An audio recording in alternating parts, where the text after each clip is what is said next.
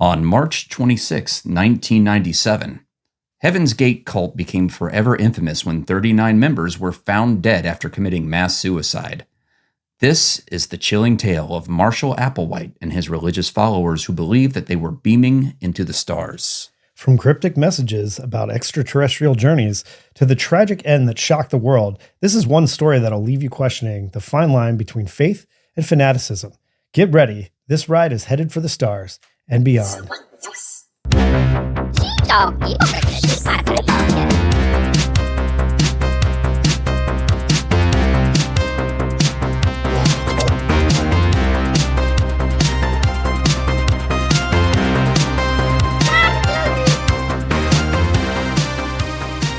And welcome to Zumundous, episode 17. I'm Doolin. And I'm Keith. And before we jump into it today, man, I'll just a couple quick show announcements and stuff I want to make. Right. First and foremost, my girlfriend's doing a podcast. Yeah, we record right in this very room. It's exciting. And if you're looking to get a little bit more motivated in your life, get your goals accomplished, and maybe out there meet some of your fitness goals, I'll put a link to her podcast in this one. It's called "I Don't Have Time for This Shit." Because she's if you know my girlfriend, she's a very busy lady, and she somehow manages to get everything done. So so if you want a little bit of inspiration, check that out. I'll drop the link in there. Second up, man, we are in new digs here, dude. This is my new recording studio. If you can't tell, if you can't tell, like this entire room has been fitted with kind of like a Dungeons and Dragons theme for another project that I am working on, also podcast related. I'll leave it at that. And third thing before we jump into it today, man, on a serious note. Just want to say to our friend Chris Hall out there overseas, man. Our hearts are with you. His mother recently passed, so he's sorry to hear that. Yeah, so he's dealing with that. So our deepest condolences to you, man. Absolutely. And we hope your heart heals pretty soon, man. So thanks for being our friend, man, and we're with you. Yeah, Chris is awesome. Yeah, good dude. So today we're going to talk about something that happened when we were back in high school. I think we were probably about 16 years old when this went down. Maybe some 15, 16 years old, somewhere around there. But it was all over the news. It was all over the news, man. And if you weren't around in the 90s, the Heaven's Gate cult was a wild thing to have witnessed on the news. You got to think, like, we didn't have social media back there in the way that we do now. Like, we would send emails and things like that to each other. But and there was, news sites online, but you didn't get like minute by minute updates. So when this thing happened, it was really, really big. Yeah, it was a big story, for sure. But yeah, it was pretty iconic. But the first thing you need to know about Heaven's Gate cult is start with a man named Marshall Applewhite, and this guy was, shall we say, disturbed. Are we allowed to say that? Yeah, but he was a charismatic dude, man. He grew up kind of an overachiever, an honor roll student. And a devout Christian, but also really into the study of UFOs and aliens. That was a big thing for him. Like, which is kind of weird because I don't know what the Christian doctrine says about UFOs. I guess if you want to break it down, because I grew up kind of religious, and we like me and my mother had that discussion back when we were both practicing in faith and everything.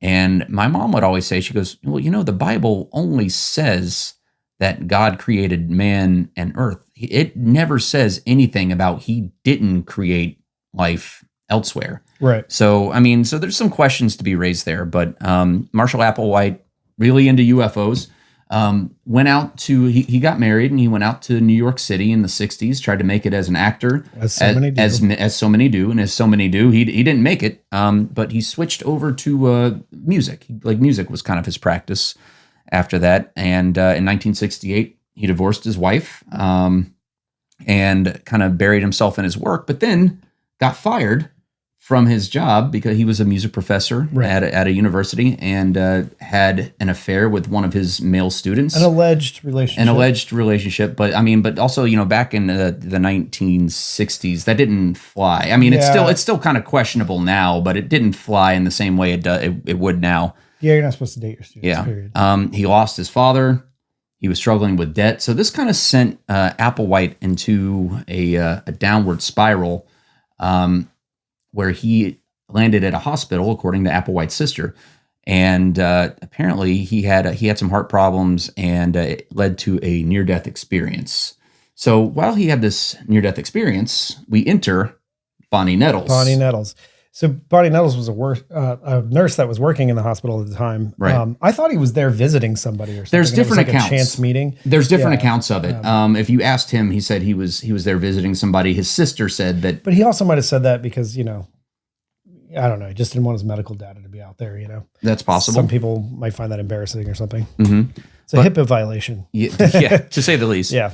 But Bonnie Nettles, Yep. you were saying, I know she was a single divorced mother.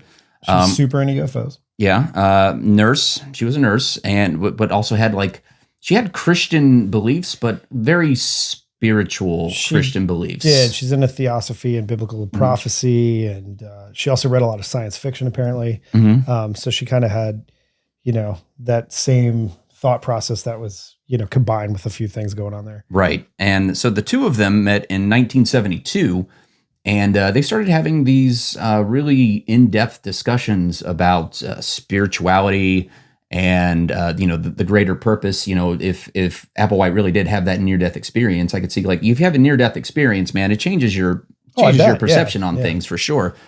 But they started having these deep discussions, and Nettles convinced Applewhite that he had a purpose and God saved him for a reason. And like I said, you have one of those near-death experiences and you start to question, why was I spared? Why am I here?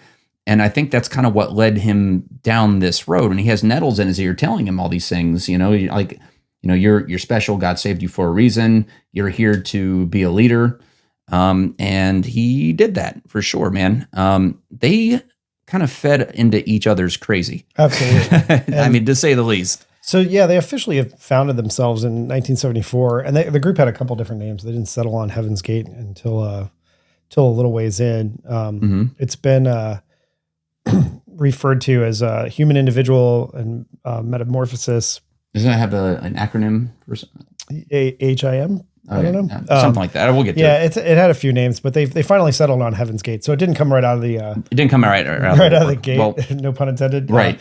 Named Heaven's Gate, but they started recruiting people early in 1974, and they've got their first follower that year, right? Well, they formed a church in 1973. Okay. But let me talk a little bit about church cult. I mean, they probably called it a church at the time because they were, this spawned from Christianity, but went to something vastly different, obviously. Okay. But here's a couple of things that you need to know about what they convinced each other was true. The first of which is Jesus. Jesus, while he was sent from above, Jesus was an alien according to their doctrine, according to their teachings. And the two of them, Applewhite and Nettles, believed themselves to be prophets. Now, in the book of Revelations, it speaks of two witnesses that sees the book of Revelations unfold. And they saw themselves as the two witnesses spoken about in the book of Revelations. So there was another belief here. They claimed that humans would ascend to the next level by exiting their containers or their bodies, which is really, that's not really too far off from Christian doctrine. You believe you die, you ascend to the heavens. So I think they were operating out of the Bible, but they were viewing it through a very science fiction kind of lens. So with that knowledge in mind, off they go to start a church. Right. This new religion combined Christianity with science fiction themes, UFOs, aliens, and what they refer to as the evolutionary level above human, or TELAH, T-E-L-A-H. Right. And so they, as you mentioned, they initially called it the Human Individual Metamorphosis, or Total Overcomers Anonymous, which really just sounds like a support group to me. It does. That's fun. But they took the names for themselves, Doe and T. Yeah, they changed their names to two-letter sounds, essentially. To musical scales, I guess. As in do, re, mi, fa, sol, la, ti, do, yes. Which is, I don't know, that's different. And they even spell that out when you read about these guys. Yeah. Do. But they had their followers. They didn't refer to them as Marshall and Bonnie. It was they were Doe and T. Yeah. To their followers. And they spent a lot of time actually avoiding contact with police forces and stuff because they committed a bit of fraud early on, apparently, when they were scrounging around. So having a different name might not be the worst, thing for them. And like you said, they thought of themselves as the witnesses. They were the head of this whole situation, and they were sort of the teachers for the rest of the group as Right. they matured and grew. Mm-hmm. Yeah. But they recruited followers, and they had a very strict lifestyle. So it was no sex. They did. They became very monastic, which is like living like a monk or Right. something like that, giving up your worldly Vow of possessions. celibacy and Yep. no drugs, No drugs, no drinking, no partying. no socializing, not even with members of your own family. You're No supposed fun. To, yeah, I mean that's a staple of cult society. Cut your family off like immediately. Mm-hmm. And I actually saw some interviews with some of these people who joined, and like they would say, all right, you're going to join, go gather your things, come here immediately. Don't take more than a day or two because people are going to try to talk you out of it. And you get over here and you join our family. They were not allowed to have personal possessions. They would just turn everything over to Applewhite and Nettles. Like one guy even said, like, he was like, well, what do you have? And he said, I don't have much in my name, man. All I have is this car. And then Applewhite said, like, well, we'll take the car. We're always traveling. We need the car. Right. So the guy gave him his car. But they, this is where it gets really weird, man. But to be part of this, you had to, if you were a man, you had to undergo castration. And Applewhite himself underwent this procedure. Yeah, I don't know if it was mandatory per se, but it was heavily. Once he decided to do it, he heavily tried to influence other people to do the same, to follow in his footsteps, and that actually led to somebody leaving the organization that has spoken out since then. Yeah. They also, one of the people who they tried to do it themselves. They had a nurse on staff, as it were, and tried to do it not in a hospital. Jesus. And that caused some issues. And I think obviously there was an injury. I'm not sure if that person died or not, but it led them to actually going to a hospital for the procedure. Which is going to raise lots of questions.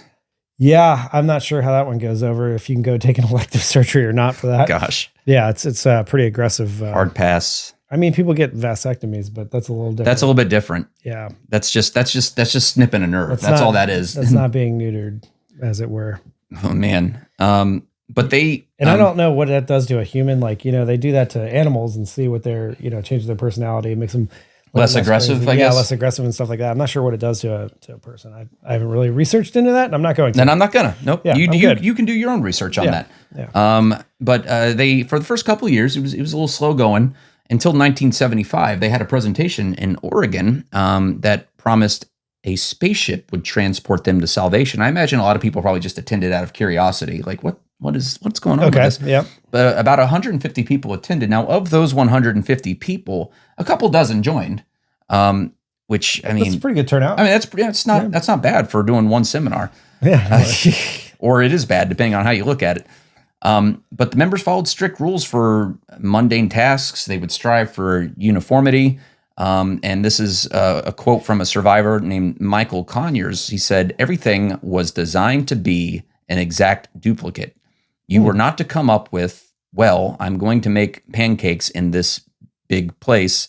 There was a mixture, a size, how long you cooked it on one side, how long the burner was on, how much a person got, how much syrup was poured on it. Like everything was completely uniform, like right. And that's for something as mundane as making pancakes. I wasn't aware of that. Yep. So he went on to say that the cult's message was appealing because they were talking to his Christian heritage, but with a modern, updated way. So, for example, Heaven's Gate taught apparently that the Virgin Mary was impregnated after she was taken into a spacecraft. So that was like the virgin birth was like, yeah, the angel Gabriel appeared. Heard that one before. Angel Gabriel appeared, beamed her up to the spaceship, and she was impregnated on board and then sent back down. So yeah, it's wacky, man. But it gets weirder. Yeah, and a lot. I mean, I guess to capture, and that captures might not be the right term, but to get people to join this, a lot of the people were part of the '60s counterculture movement, into the '70s that were just anti-institutionalized anything. So I'm not sure, and it's not to talk negative about everybody that was a part of this, but you don't know what somebody's headspace is going into that, or what they're capable of being told to believe and actually going along with it, or whether they actually believe it or not. It's kind of an interesting amalgamation of things. So I would have a hard time following Well, along. it kind of, honestly, when I started reading this, what it started making me think of was Scientology. And I'm not sure exactly what year Scientology was founded, but this is kind of similar. I mean, well, similar in some ways in that it combines religion with like science fiction, right? But very similar to theology in a lot of ways, not theology, Scientology in a lot of ways. But this is where they started to have a problem because like this cult goes on for about 20 years. Yeah, a long time. Yeah, it goes on for about 20 years, but the cult is operating on a clock. They're preaching of the imminent doomsday, like it's coming. Like they're preaching about doomsday. They're still making money. Yeah, they're generating. They're taking all of their followers' possessions. Right. So that as well. But at first, Applewhite and Nettles were convinced, like, don't worry about it. We're going to get out of here before doomsday happens. Yeah. After all, a spaceship run by these extraterrestrial beings was supposed to arrive for them long before the apocalypse happened. But this is where the wrench comes in with their theology and their teachings. Indeed. Is in 1985, Nettles dies. She dies of cancer. Right. And that wasn't on the bingo card. No, no. I think he was expecting her to be around a lot longer. Yeah, she was supposed to be there with him till the end. So in 1985, they have to shift the doctrine a little bit because Bonnie Nettles dies, and he's at a crossroads now at this point. Applewhite, he has to say, okay, maybe everything I know about this is wrong, or I have to rewrite the doctrine. I think any good cult leader, if they're the witnesses to the rapture and one of the witnesses is no longer there, they can't do that and fulfill their own destiny, quote unquote. So got to change a few things. Yeah. So this is what he comes up with. Her vehicle, her physical body, was said to have been left behind as she ascended, but Applewhite apparently still had work to do on this plane of existence. So he would guide his followers in the hopes that they would be reunited with Nettles again pretty soon. So now he's the sole leader of this cult. Like he's the guy. He's the. It was two, now is one. But this is where he starts looking for signs, and he finds it in 1995. That is the discovery of the Hale-Bopp comet. Yes. Which drew the interest of Applewhite. Now he sees this comet as a spaceship. There's a spaceship approaching that is hiding, as he believed, behind the comet. Like it's trailing behind the comet. You can't see it because the comet's hiding it. It's got all that dust and stuff. Yeah, all that smoke cloud and stuff. Space dust and ice coming off of it. Somebody was doing space dust. Sounds like it. So by 1996, the group is operating a successful computer business and lived in an exclusive neighborhood in Rancho Santa Fe, California. They also produced more videos because we have the internet by this point. Right. They're recruiting on the internet at this point because they're actually AOL they're pretty tech savvy. AOL, you got mail. They got a computer business, and they're paying about $7,000 cash for that house a month too. So I mean, they're making money. Yeah. Yeah. But they produce more videos encouraging via the internet people to leave with them, saying it's their last chance to evacuate Earth before it's recycled. So in March of 1997, Applewhite claimed that the spaceship was trailing behind the comet and was going to take all of their followers to the next level. Like, hey, this is it. This is our ticket out of here. It's time to go. Right. They even posted a message on their website. Yeah, the website. And that's we'll get, tell me about the website. The website's still up, by the way. The website is still up. You can go visit it today. There are you can still email. I'm not sure exactly who it is, but there are people like stewards of the intellectual property that are still running the website and the organization, I guess. By not by default, but there are still people involved with it. I think they still have followers as well. What if we post this episode and we get an email from them telling us to take it down? They might. I mean, this is just about that particular event, really. It's still up there. It's very colorful. And I went and looked at it. It's bright. Yeah, it is certainly just a lot of colors, like very 90s. Very, very early internet type stuff. But they did post a message on their website saying 22-year classroom on Earth was ending and that they were ready to depart for the next level. So they were going to ascend to the next level and go to the spaceship that's behind the comet Hale-Bopp. And everybody said, okay, sure, we'll do that. So in March of 1997, time rolls around and they had 39 members participate in this mass suicide. Yeah. So you have a little bit there on how they did it. It was a ritual suicide. So Yeah. how did they go about doing that? So they took, everybody dressed the same. I'll get in that in a second, but everybody adjusted a phenobarbital mixed with applesauce or pudding. This is all on Wikipedia, anything we're talking about here, and the internet in general, followed by vodka. And then they secured a plastic bag around their head to induce asphyxiation. Jeez. That being said, after the person expired, then somebody would come around, take the bag off their head, and then put a purple cloth towel or cloth over their face. And that's how they found him. And that's how they found most of them. Now that obviously not everybody could do that. So the last 3 members, in fact, didn't have the purple cloth over their faces because obviously they couldn't take the bags off each other's head. So it was, everybody was dressed in identical black shirts, sweatpants, and they had Nikes on, the Nike Decades, which have since been discontinued, probably because of this thing, because it was a really big thing pop culture wise. Everybody saw the Nikes. Yeah. And they wore armbands as well that said Heaven's Gate Away Team on them.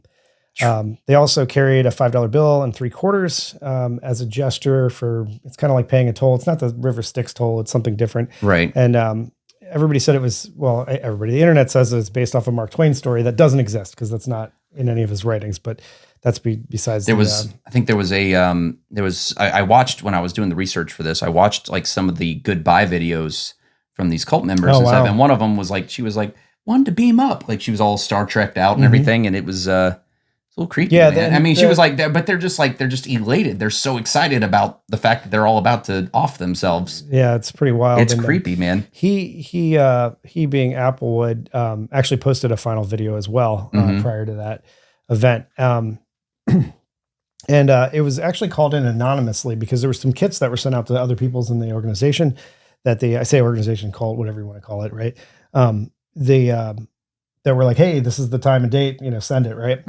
And not everybody did. One person did try to commit suicide, but authorities were able to intervene. Like this was a little bit of time after that. But anyway, an anonymous call went in from one of these people, most likely, to the police to go check it out. Hey, we think this is a problem. Police officer shows up, goes in, says, whoa, and then comes out and they got the proper search warrants to go in. And that's when I think the video that was circling around, it was on Dateline, ABC, NBC. The big video of this whole thing of them going through the house probably came from, post the warrant there when the officers were able to go in and see what was going on. And if there's anybody that could help. Man. And that was, I remember that as plain as day when I was a kid. Yeah, that's pretty vivid. Seeing it on the news, and then, we'd see it online in the early days of the internet and stuff. Like I said in the beginning of the show, we didn't have social media and stuff, but, we would, there was websites and things you'd go check that kind of thing out at. And one of the first and like one of the earliest internet memes that I can remember was because I remember they were always wearing these like they were all wearing these like fresh, crisp Nikes. Yeah. Somebody said they got a good deal on them actually, but why would you want? That was one of the reasons I guess they might have had that particular shoe, but apparently Applewood was really into Nikes in general, so it was like I guess it's a piece of history if you're like a history collector. So yeah, they're still for sale online, and they fetch. People try to sell them for a lot, like 500 and up, but they're probably not worth that. It's because there's 0 bids on any of them that are online when I look today. But it's still a shoe. People do collect shoes and stuff. So that's another thing. that's the thing you can do with your time and money, I guess.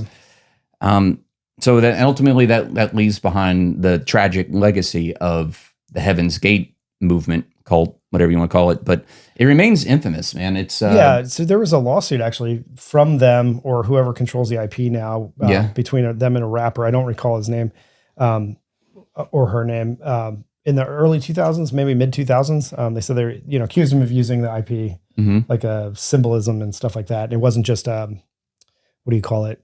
What are you allowed to do? When you make fun of something, parody. It wasn't parody. Right. Okay. So there's a lawsuit there. So there are people still, running the website and stuff like that, out there. Well, yeah. If you go to the website and like, it's the most 90s website out there. Like it screams of early and internet. What I mean by that's like the constant, like the lettering and stuff is in bright pink and, bright green and, blue and stuff like that on a black background. So it just sticks out really, really, quite a bit. Yeah. And there's, like I said, there's a lot of former cult members that escaped this, that got out, and they're really, to this day, they're glad they did, and they speak out about some of the crazy stuff that they experienced there, man. Oh yeah, absolutely. But yeah, it's definitely something that'll be ingrained in our memory for sure, dude. But Excuse me. that's right. So as we wrap up our exploration of Heaven's Gate, we're left with a story that is both tragically human and hauntingly alien.